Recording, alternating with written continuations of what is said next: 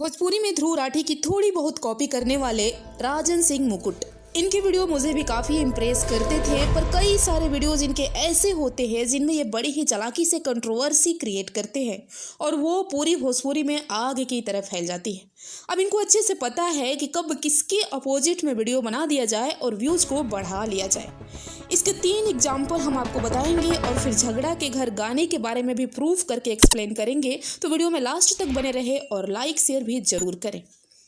जब मगहिया जवान जेल से वापस लौटे थे तो इनका राजन सिंह ने इंटरव्यू लिया था ऑन द फोन।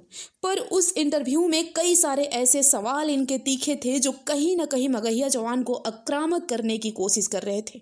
जैसे कि ये वाला सवाल, तो खेसारी लाल यादव ने ही आप पे केस किया तो हम मान के चले कि उनके लिए एक अलग व्यवस्था आप किए होंगे या फिर अलग एक मुहिम या फिर स्पेशल टारगेट करके उनको नेक्स्ट टाइम से आप ही बताइए कि क्या ऐसे सवाल फिर से मगहिया जवान को उकसाने की या हिंसा की तरफ बढ़ाने की कोशिश नहीं थी?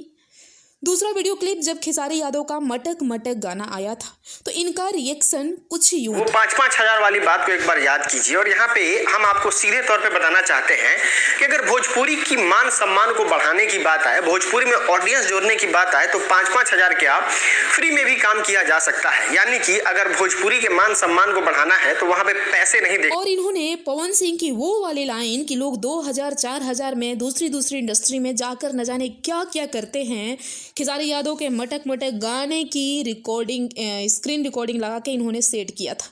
तो इनका कहने का इंटेंशन क्या था? यही ना कि खेसारी यादव 5000 पे जाकर डांस किए थे और इनकी इस बातों से बहुत ही ज़्यादा कंट्रोवर्सी भी फैली थी। एक दूसरे के ऊपर यूट्यूबर गाली गलौज भी किए थे और उसमें स्टार्स को भी घसीटा गया था। अब तीसरी बात कि अभी झगड़ा के घर गाने को लेकर इन्होंने एक वीडियो बनाया है जिसमें बिना किसी प्रूफ के इन्होंने साबित किया है कि पवन सिंह ने चोरी किया है उस गाने को।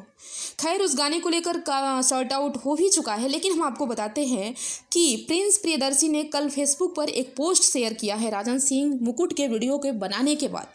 इस गाने की लाइन को 20 अगस्त को ही प्रियांशु सिंह के पास भेज दिया गया था और अगस्त में ही इस गाने की पूरी शूटिंग, एडिटिंग, रिकॉर्डिंग सब कंप्लीट कर ली गई थी। जबकि उसी टाइम शूटिंग के टाइम सेट पर से कुछ लोगों ने गाने के पंच लाइन को चोरी कर लिया था और उसको पंकज सिंह राजपूत से गवा दिया और 9 सितंबर को उस गाने को रिलीज कर दिया। इस गाने को गंवाने के लिए प्रिंस प्रियदर्शी और प्रियांशु सिंह एक बार बनारस भी गए थे, आज से 3 या 4 महीना पहले। लेकिन पवन सिंह इस फायर की शूटिंग में व्यस्त थे जिसके कारण वो समय नहीं दे पाए थे।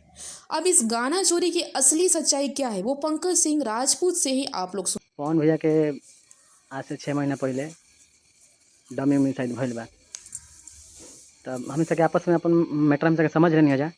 और जे विरोधी बा भाई, जे भी मजा लेता भाई प्लीज़ मजा आप लोग मत ली।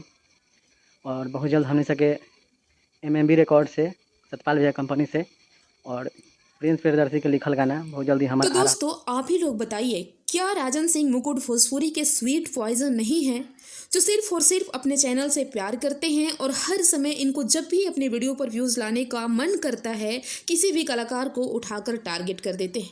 तो प्लीज़ ऐसा ना करें आप। मैं ये नहीं कहती कि पवन सिंह ने गाने चोरी करके नहीं गाए हैं, मीन्स कि नहीं गवाए गए हैं उनसे। कई सारे ऐसे राइटर्स हैं जिन्होंने गलती से पवन सिंह से गाने गवा दिए हैं और मैं क्या पूरी दुनिया और आप भी जानते हैं कि पवन सिंह इन सब चीज़ों से बहुत ही दूर रहते हैं। अब गलती से कभी वो फंस गए या जानबूझकर फंसा दिए गए तो आपको ये हक नहीं कि बिना किसी प्रूफ को किसी को चोर बोलते।